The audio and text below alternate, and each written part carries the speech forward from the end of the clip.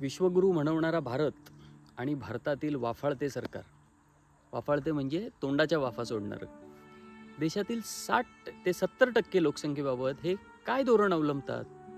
भारतात साधारण 50% लोकसंख्या स्त्रियांची आहे. जेंडर गॅप म्हणजे लिंगभेदाचा अभ्यास. ग्लोबल जेंडर गॅपमध्ये 146 देशात भारत 129व्या स्थानी आहे, सुदान तळाला आहे. महत्त्वाचं म्हणजे भारताने इतर बहुतांश निर्देशांकाप्रमाणे यातही गेल्या काही वर्षात अधोगती केली. भारतात दर तासाला 51 स्त्रियांच्या विरोधातले गुन्हे रजिस्टर होतात.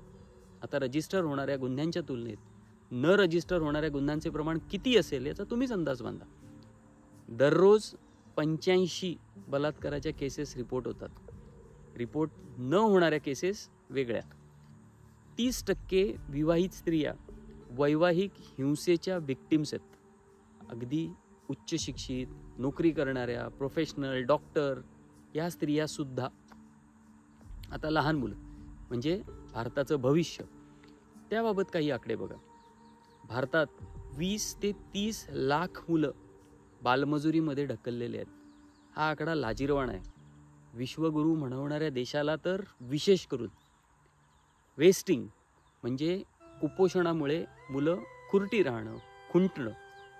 जगामध्ये जितकी वेस्टेड मुलं आहेत त्यातली अर्धी भारतीय आहेत, 50%. स्टंटिंग म्हणजे वाढ न होणं, भारतातील 35% मुलं स्टंटेड आहेत. आजची ही मुलं जी स्टंटेड आहेत ती उद्याचा भारत घडवणार आहेत. NFHS म्हणजे नॅशनल फॅमिली हेल्थ सर्वेनुसार भारतातील 32% म्हणजे जवळपास 1/3 मुलं अंडरवेट आहेत. WHO बॅलन्स डाएट म्हणजे पोषक आहाराच्या व्याख्येनुसार भारतातील 10 पैकी 8 मुलांना पोषक आहार मिळत नाही.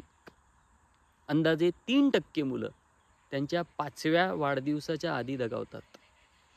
पण देशाकडे फोकस ठेवण्याऐवजी त्यांचा फोकस आहे द्वेषावर.